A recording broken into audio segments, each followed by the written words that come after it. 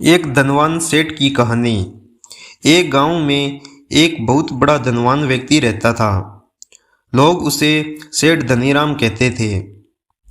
उस सेठ के पास प्रचुर मात्रा में धन संपदा थी, जिसके कारण उसके सगे संबंधी, रिश्तेदार, भाई बहन हमेशा उससे घिरे रहते थे। वे उन्हीं के राग अलापते रहते थे। सेठ भी उन सभी को काफी मदद करता था। तभी कुछ समय बाद अचानक सेठ को भयंकर बीमारी हो गई। इस बीमारी के चलते सेठ ने बहुत उपचार करवाया, लेकिन इसका इलाज न हो सका, जिसके बाद सेठ की मृत्यु हो गई। सेठ की मृत्यु के बाद जैसे ही यमदूत सेठ को ले जाने लगे, तभी सेठ थोड़ी दूर जाकर यमदूतों से प्रार्थना करने लगा कि मुझे थोड़ा समय दे दो, मैं लौटकर तुरंत आता हूं।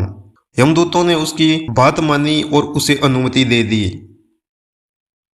फिर कुछ देर बाद सेठ लौटकर आया, चारों ओर नजरें घुमाई और वापस यमदूतों के पास आकर बोला, शीघ्र चलिए। यमदूत उसे इस प्रकार अपने साथ चलने के लिए तैयार देखकर चकित रह गए और सेठ से इसका कारण पूछा। तो सेठ ने निराशा भरे स्वर में कहा, मैंने हेरा फेरी करके अपार धन संपदा कमाई थी, लोगों को खूब पिलाया, खूब खिलाया और उनकी मदद भी की। सोचा था कि वो मेरा साथ कभी नहीं छोड़ेंगे, लेकिन अब जब मैं इस दुनिया को सदा के लिए छोड़कर जा रहा हूं, तो वे सब बदल गए हैं।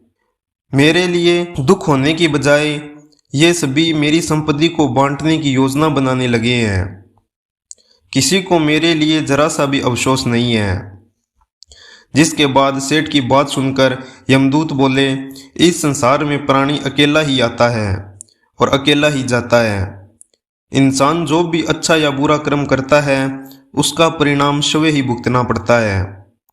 हर प्राणी इस सत्य को समझता तो है, पर देर से समझता है।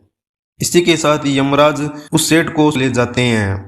तो दोस्तों, हमें इस कहानी से यह सीख मिलती है कि लोग जीवन के सत्य को भूलकर मानव द्वारा बनाए गए जाल जैसे लालच, रुपया, पैसा, बुराई आदि तले दब गए हैं।